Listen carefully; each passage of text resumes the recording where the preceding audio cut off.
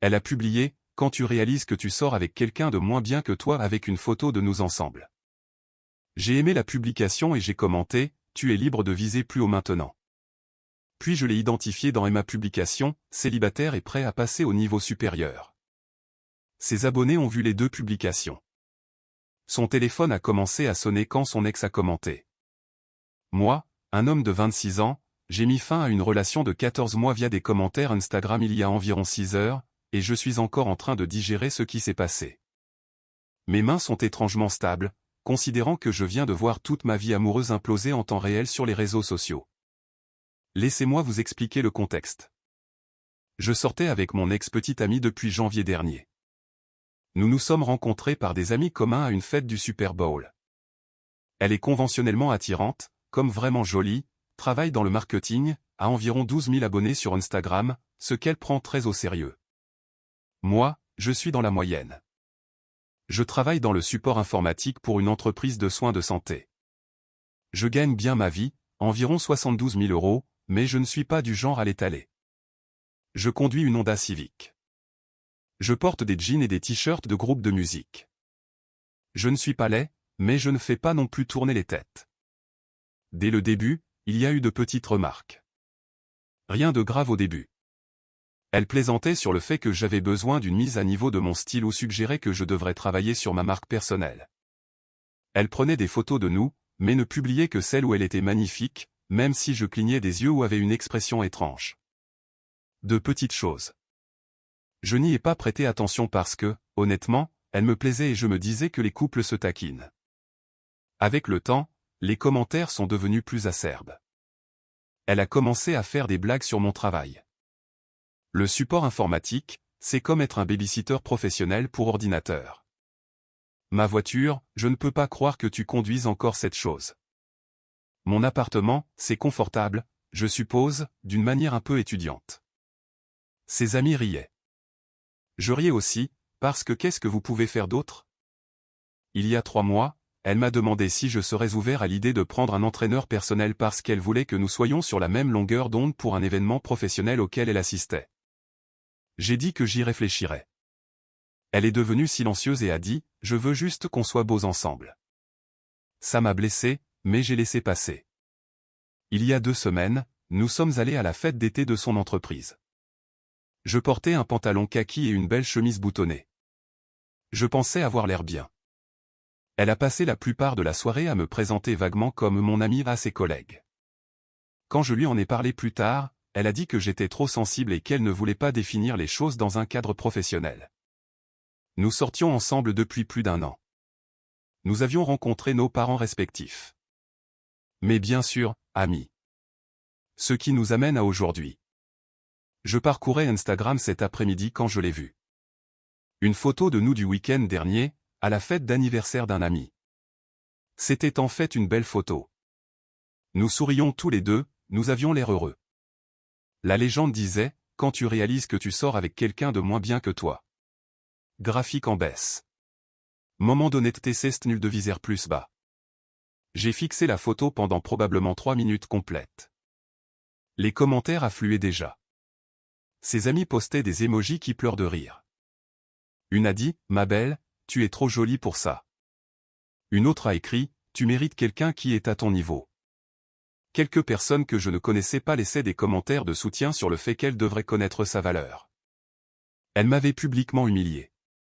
Devant 12 000 abonnés, avec une photo que je pensais capturer un moment heureux entre nous.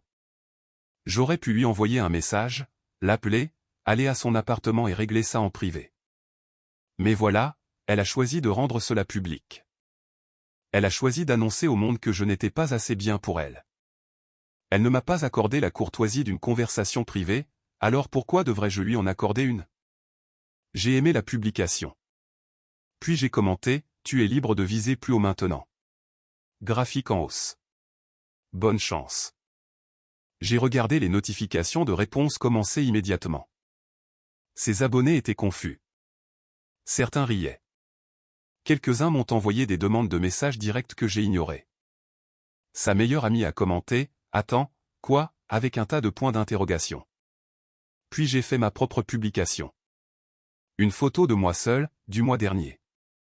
Bon éclairage, sourire sincère, rien de spécial, mais j'avais l'air heureux. Légende, célibataire et prêt à passer au niveau supérieur. Biceps fléchis. Merci pour la motivation @ son pseudonyme. Je l'ai identifié. En moins d'une heure, les deux publications gagnaient en popularité. Ses abonnés allaient sur ma publication. Mes abonnés allaient sur la sienne. Les sections de commentaires devenaient un spectacle. Les gens prenaient des captures d'écran de l'échange et les publiaient dans leurs stories. Quelques comptes qui publient du contenu sur les échecs amoureux m'avaient déjà contacté pour me demander s'ils pouvaient partager. Puis son ex a commenté sa publication originale. Je ne connais pas ce gars personnellement, mais je le connais de réputation. Ils sont sortis ensemble pendant 2 ans avant moi. Elle l'a toujours décrit comme celui qui lui avait échappé. Réussi, beau, ambitieux. Elle l'avait mentionné suffisamment de fois pour que je sache que sa présence dans son esprit n'était jamais vraiment partie. Son commentaire disait « Visez plus bas ?» Tu m'as supplié de te reprendre 6 mois après le début de cette relation. J'ai un message texte. Peut-être que tu devrais t'abstenir cette fois. Internet a perdu la tête. Soudain, le récit a changé. Les gens posaient des questions. Ses amis sont devenus silencieux. Mon téléphone a commencé à exploser avec des gens à qui je n'avais pas parlé depuis des années m'envoyant les captures d'écran. Elle a supprimé la publication originale dans les 20 minutes suivant son commentaire. Mais Internet est éternel. Les gens avaient déjà tout capturé en écran. La publication sur le fait de viser plus bas, ma réponse, le commentaire de son ex avec les preuves. Tout cela circulait. Elle m'a envoyé un message vers 20 h. Elle, pourquoi m'as-tu fait ça? Moi, fais quoi? Aimer ta publication. Tu l'as publiée publiquement. Elle, tu m'as humilié devant tout le monde. Moi, tu as publié une photo de nous en me traitant de sous-classement. À quoi t'attendais-tu exactement? Elle, c'était juste pour me défouler. Tu n'étais pas censé le voir. Moi, il y avait 12 000 spectateurs potentiels. Comment ça, je n'étais pas censé le voir? Elle, tu es dramatique. C'était une blague. Moi, blague cool. Je ris tellement fort que je suis accidentellement devenu célibataire. Elle n'a pas répondu à ça. 1 heure plus tard, sa mère m'a appelé. Je n'ai pas répondu. Puis sa sœur m'a envoyé un message disant que j'étais cruel et vindicatif de l'avoir exposé publiquement. Le manque de conscience de soi dans cette famille est vraiment impressionnant. Je suis assis dans mon appartement maintenant, téléphone en silencieux, essayant de comprendre ce que je ressens. Une partie de moi est satisfaite. Elle m'a humilié et cela s'est retourné contre elle de manière spectaculaire. Une partie de moi est triste. 14 mois, ce n'est pas rien. Et il y a eu de bons moments mêlés aux mauvais. Une partie de moi est juste fatiguée. Mais surtout, je suis soulagé. Je n'avais pas réalisé à quel point elle me faisait me sentir petit jusqu'à ce que je riposte enfin. Les commentaires sur mon travail, ma voiture, mon apparence, ma remarque. J'ai absorbé tout ça, laissant cela m'éroder, me convainquant que c'était juste de la taquinerie. Ce n'était pas de la taquinerie. C'était du mépris. Et j'en ai fini d'être le sous-classement de quelqu'un. Je ferai une mise à jour si autre chose se passe. Pour l'instant, je vais commander une pizza et regarder quelque chose de stupide. Mise à jour 1. 3 jours plus tard. Bon, les choses ont considérablement escaladé et j'ai besoin de traiter cela quelque part parce que la situation est devenue bien plus compliquée que ce à quoi je m'attendais. D'abord, les retombées sur les réseaux sociaux. Les captures d'écran de notre échange sont devenues semi-virales dans les cercles locaux. Pas du genre viral à des millions de vues, mais assez pour que plusieurs personnes que je connais personnellement m'aient envoyé la publication avec des commentaires comme « Mec, c'est toi, et mec, tu es célèbre ». Un de ses comptes de commentaires sur les relations amoureuses l'a publié avec la légende « Il a choisi la violence et nous respectons cela », qui a obtenu environ 40 000 j'aime. Mon compte Instagram a gagné environ 800 abonnés en 3 jours, ce qui est bizarre car je publie environ 2 fois par mois. La situation de mon ex n'est pas géniale. Sa section de commentaires a été inondée de questions sur l'affirmation de son ex selon laquelle elle avait essayé de se remettre avec lui alors qu'elle sortait avec moi. Elle est passée en mode privé, puis a déprivatisé, puis est repassée en mode privé. Son nombre d'abonnés a chuté de près de 2000, selon quelqu'un qui suit ces choses. Pas moi, un collègue qui est beaucoup trop investi dans ce drame. Mais c'est là que ça se complique. Lundi matin, j'ai reçu un appel d'un numéro que je ne reconnaissais pas. Je ne réponds généralement pas à cela, mais quelque chose m'a dit de décrocher. C'était son ex. Il s'est présenté, a dit qu'il avait suivi la situation et voulait me donner un peu de contexte. J'étais sceptique. Pourquoi ce type se soucierait-il de me donner des informations? Mais j'ai écouté. Selon lui, mon ex lui avait envoyé des messages périodiquement tout au long de notre relation. Pas constamment, mais régulièrement. Tous les quelques mois, elle le contactait avec quelque chose de décontracté. Je pense à toi, j'ai vu ça et je me suis souvenu de notre voyage. Ce genre de choses. Il l'avait principalement ignoré parce qu'il était passé à autre chose et sortait avec quelqu'un d'autre. Mais il y a 6 mois après le début de ma relation avec elle, elle lui aurait envoyé un long message disant qu'elle avait fait une erreur et demandant s'il y avait une chance qu'il puisse réessayer. Il a fait une capture d'écran du message et me l'a envoyé pendant que nous étions au téléphone. Je l'ai lu en temps réel. Le message était brutal. Elle me qualifiait de gentil mais ennuyeux. Disait qu'elle se contentait de la stabilité mais que la vraie passion lui manquait. Demandait s'il serait prêt à la rencontrer juste pour parler. Il a refusé et lui a dit de se concentrer sur sa relation actuelle. Elle avait répondu, « Tu as raison. Je suis stupide. » Et était restée silencieuse pendant quelques mois. Puis 2 semaines avant qu'elle ne publie le truc sur le visé plus bas, elle lui avait de nouveau envoyé un message. Cette fois, elle demandait s'il était toujours avec cette fille et disait qu'elle reconsidérait les choses. Il l'avait laissé en lu. Son ex, je pense que la publication sur Instagram était sa façon d'essayer d'attirer mon attention. Elle savait que je la suis. Elle a probablement pensé que si elle montrait clairement qu'elle n'était pas heureuse avec toi, je le verrais et la contacterais. Moi, donc, j'étais juste un appât. Son ex, en gros. Je suis désolé, mec. J'aurais dû dire quelque chose plus tôt, mais je ne pensais pas que c'était ma place. Quand j'ai vu ce qu'elle a publié et comment tu as géré la situation, j'ai pensé que tu méritais de connaître toute l'histoire. Moi, pourquoi me dis-tu ça maintenant? Son ex, parce qu'elle raconte à tout le monde que tu étais contrôlant et jaloux, que tu as manipulé la situation pour la faire passer pour une mauvaise personne. Je l'ai déjà vu faire ça. Je ne vais pas la laisser réécrire l'histoire. Je l'ai remerciée et nous avons raccroché. J'ai réfléchi à cette information pendant environ 1 heure. La tristesse que j'avais ressentie après la rupture a commencé à se transformer en autre chose. Pas de la colère exactement, plutôt de la clarté.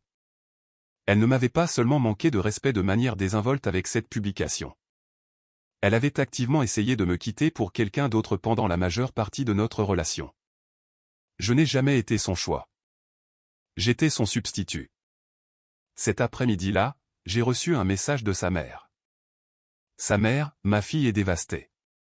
J'espère que tu es content de ce que tu as fait. Moi, ce que j'ai fait? Elle a publié une photo me traitant de sous-classement devant 12 000 personnes.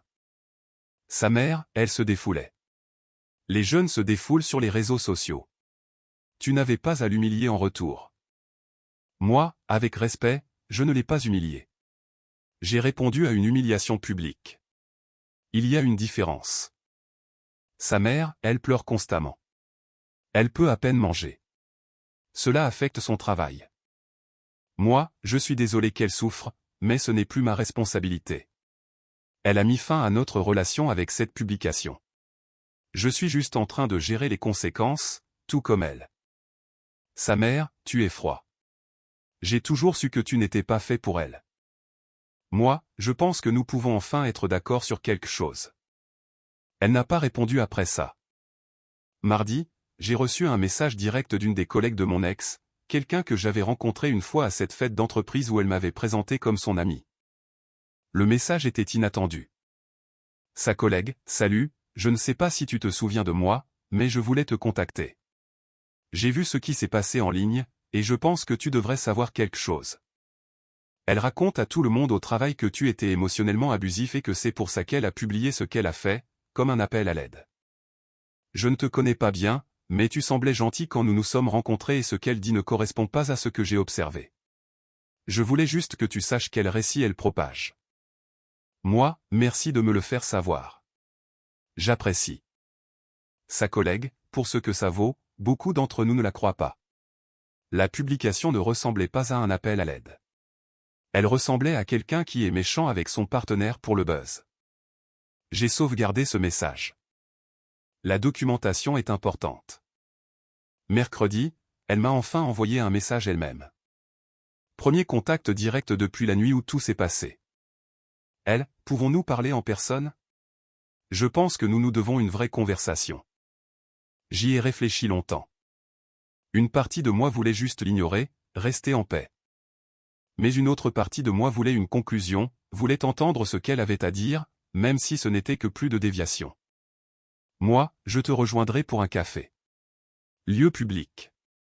1 heure. C'est tout. Elle, merci. Nous nous sommes rencontrés jeudi après-midi dans un café près de mon travail.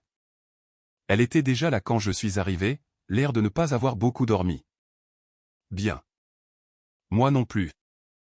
Elle, merci d'être venue. Moi, de quoi voulais-tu parler? Elle, je veux m'excuser. La publication était une erreur. Je n'aurais pas dû le faire. Moi, d'accord. Elle, c'est tout? Juste et d'accord? Moi, que veux-tu que je dise? Tu as raison. Tu n'aurais pas dû le faire. Excuses acceptées. Nous sommes toujours séparés. Elle, j'espérais que nous pourrions peut-être surmonter ça. Moi, surmonter quoi? Tu m'as publiquement traité de sous-classement. Tu as envoyé des messages à ton ex pendant toute notre relation. Tu lui as dit que j'étais gentil mais ennuyeux et que tu te contentais de la stabilité. Qu'y a-t-il exactement à surmonter? Son visage est devenu pâle. Elle, qui t'a parlé des messages? Moi, est-ce que ça a de l'importance? Elle, c'est lui, n'est-ce pas? Il essaie de me saboter. Il a toujours été jaloux que je sois passé à autre chose. Moi, tu lui as littéralement demandé de te reprendre. 6 mois après le début de notre relation. Ce n'est pas lui qui te sabote. C'est toi qui fais des choix. Elle, c'était un moment de faiblesse. J'étais confuse. Moi, tu as été confuse pendant 14 mois. Parce que ces messages ont apparemment eu lieu tout au long de notre relation. Elle s'est mise à pleurer. Pas le genre de larmes manipulatrices. J'ai déjà vu ça. Celle-ci semblait authentique, comme si elle était réellement contrariée que ses actions aient des conséquences. Elle, je ne voulais pas que tout ça arrive. Je t'aimais. Moi, tu aimais ce que je fournissais. La stabilité. L'attention. Quelqu'un qui ne partirait pas. Ce n'est pas la même chose que de m'aimer. Elle, ce n'est pas juste. Moi, publier cette photo non plus. Je pense que nous sommes quittes. J'ai fini mon café, j'ai laissé de l'argent sur la table pour nos 2 boissons et je suis sorti. Elle ne m'a pas suivi. D'autres mises à jour à venir. La situation n'est pas encore totalement résolue. Mise à jour 2. 9 jours plus tard. Les choses ont continué à évoluer, et j'ai pensé donner une autre mise à jour puisque les gens l'ont demandé. Les retombées de notre rencontre au café ont été immédiates. Quelques heures après mon départ, elle a publié une story. Elle était de nouveau passée en mode public, avec une de ses publications textuelles qui disait « Quand quelqu'un vous montre qui il est vraiment, croyez-le. » Cœur brisé sur un fond noir. Assez vague pour parler de n'importe qui, assez spécifique pour que tout le monde sache que c'était à mon sujet. Ses amis se sont ralliés. Soudain, je recevais des messages directs de personnes que je n'avais jamais rencontrées, me traitant de sans-cœur et de cruel pour ne pas lui avoir donné une seconde chance. Sa meilleure amie a publié quelque chose sur les hommes qui ne supportent pas les femmes fortes, ce qui était clairement dirigé contre moi. Sa sœur a partagé une publication sur les ex narcissiques, ce qui est ironique compte tenu de tout. Je n'ai répondu à rien de tout cela. J'ai appris ma leçon sur le fait de s'engager publiquement. La réponse initiale était satisfaisante, mais les conséquences sont épuisantes. Parfois, le meilleur coup est de rester silencieux et de laisser les gens s'épuiser à parler. Ce que j'ai fait, c'est me concentrer sur les questions pratiques. Nous avions des affaires en commun. Rien de majeur, mais j'avais quelques trucs dans son appartement, des vêtements, un chargeur de téléphone, quelques livres. Et elle avait des choses chez moi, un sèche-cheveux, du maquillage, une paire de chaussures qu'elle laissait toujours ici. Je lui ai envoyé un message vendredi pour lui demander quand nous pourrions échanger nos affaires. Elle, tu peux venir chercher tes affaires quand tu veux. Je préférerais ne pas te voir, cependant. Je les laisserai dans un sac devant ma porte. Moi, ça marche. Je laisserai tes affaires devant ma porte. Même arrangement. Elle, très bien. La récupération s'est bien passée. Pas de drame. Petite victoire. Puis est venue la partie intéressante. Vous vous souvenez de son ex? Celui qui a balancé les preuves dans les commentaires? Il s'avère que sa petite amie actuelle suit certains des mêmes comptes qui ont publié sur notre situation. Elle avait vu son commentaire, vu l'histoire de mon ex lui envoyant des messages pour essayer de renouer et avait quelques questions. Selon lui, il m'a envoyé un message lundi pour me tenir au courant, sa petite amie n'était pas en colère contre lui.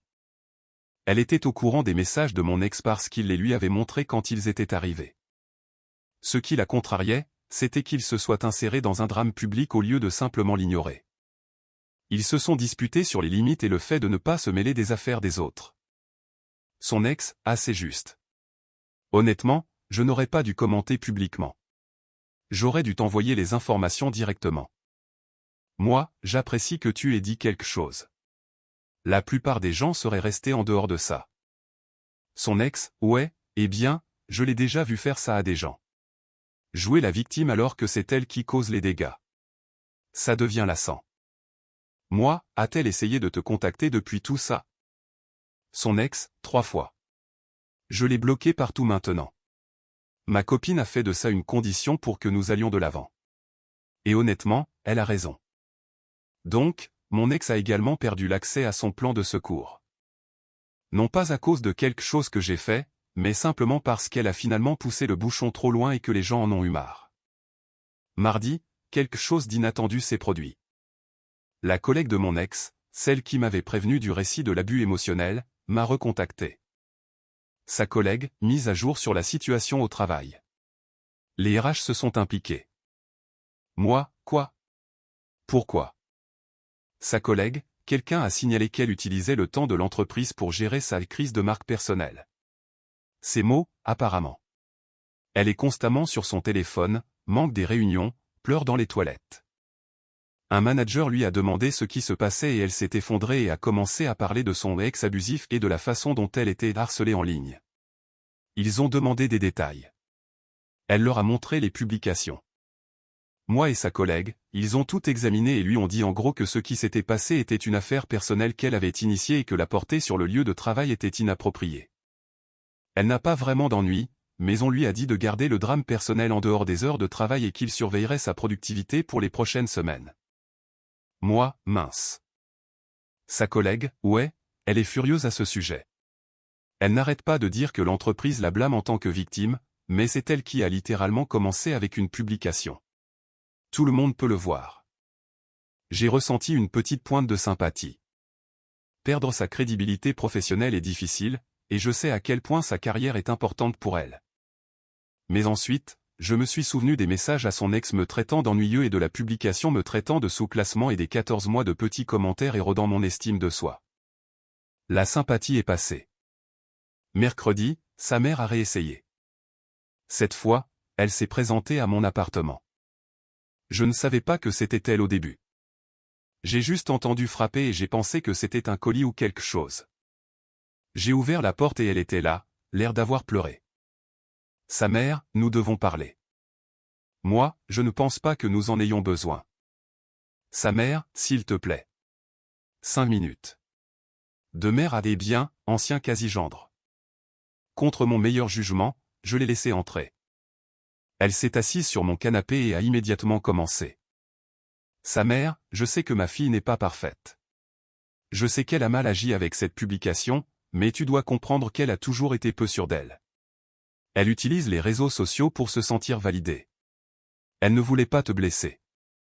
Moi, madame, avec respect, l'intention n'efface pas l'impact. Elle m'a publiquement humilié. Elle a envoyé des messages à son ex pour essayer de me quitter pendant des mois. À un certain point, le schéma de comportement compte plus que les excuses pour celui-ci. Sa mère, elle était confuse. Elle ne savait pas ce qu'elle voulait. Moi, elle en savait assez pour me traiter d'ennuyeux et de sous-classement.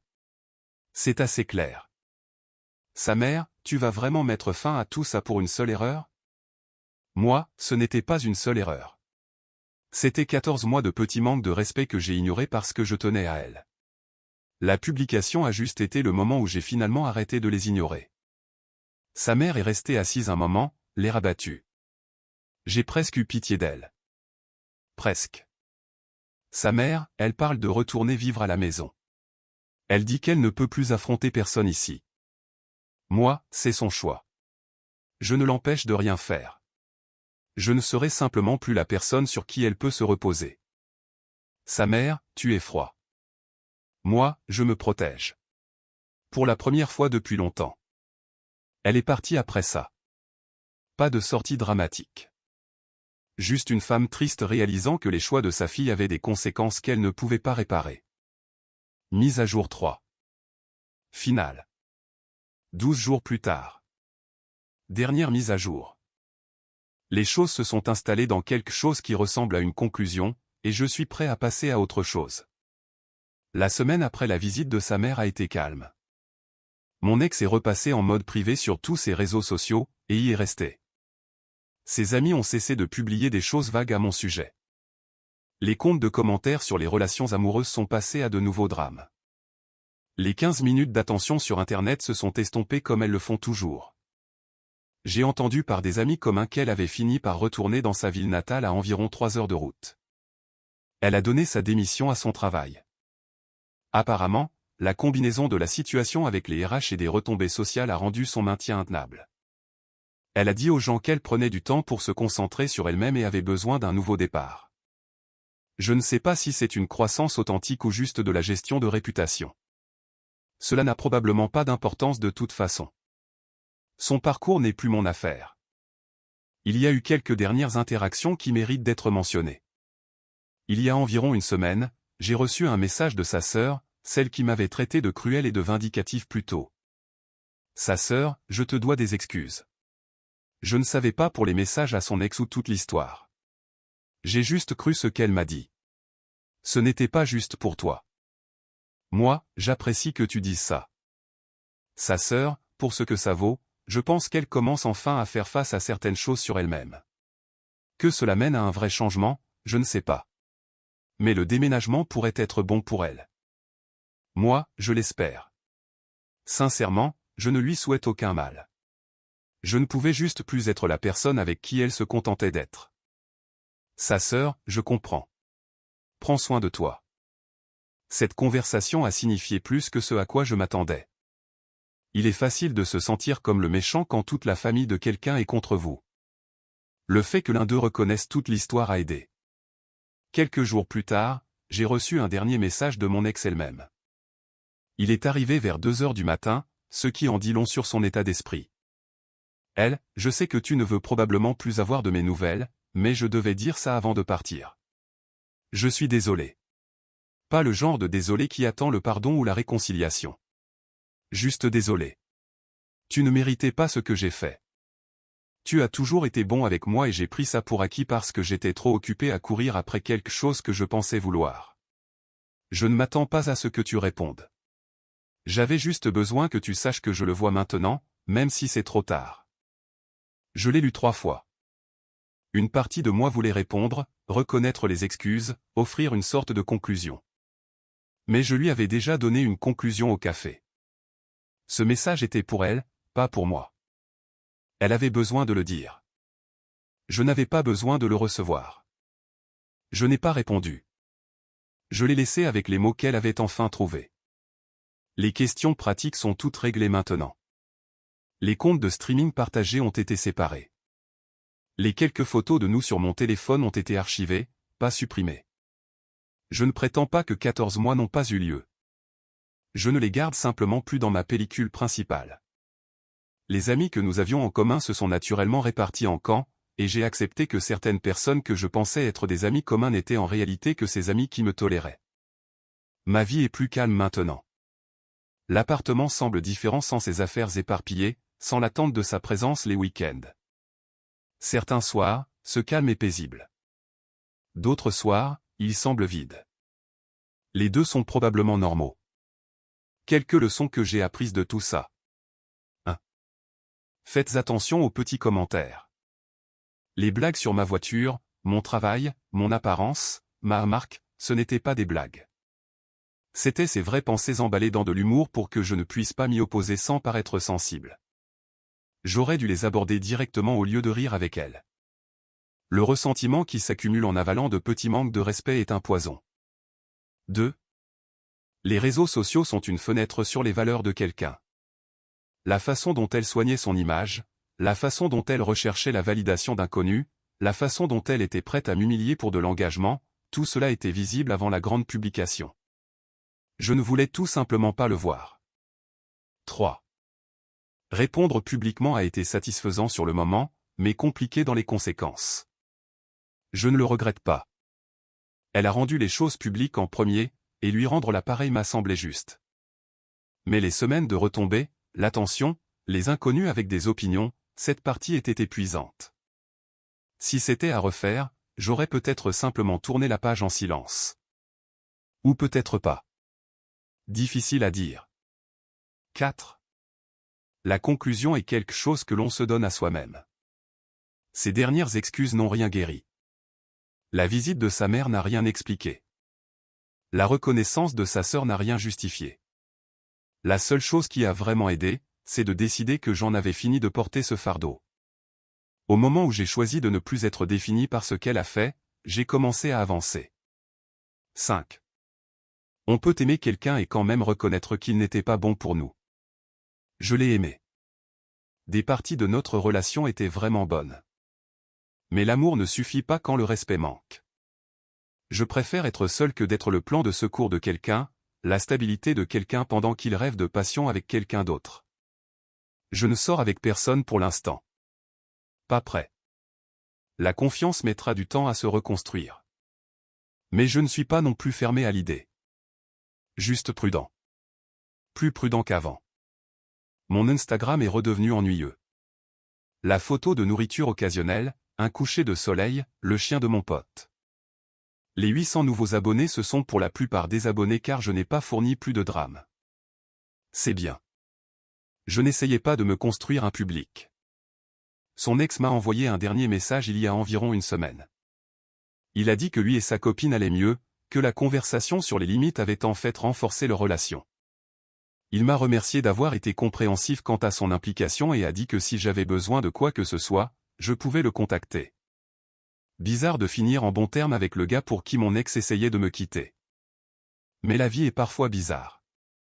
Je suis assis dans mon appartement en ce moment. C'est un jeudi soir. J'ai commandé de la nourriture chinoise. Je regarde une série qu'elle disait toujours trop lente à son goût. Il s'avère qu'elle est en fait plutôt bonne. Le calme ne semble pas vide ce soir. Il semble juste être le mien. Merci d'avoir suivi toute cette saga. L'écrire m'a aidé plus que je ne l'imaginais. Parfois, on a besoin d'inconnus sur Internet pour valider qu'on n'est pas fou, qu'on a eu raison de partir, qu'on mérite mieux que d'être le visé plus bas de quelqu'un. Je vais finir mon Hello Mine et profiter de la paix. Prenez soin de vous et réfléchissez peut-être à 2 fois avant de publier sur le statut de votre relation à 12 000 inconnus. Paix.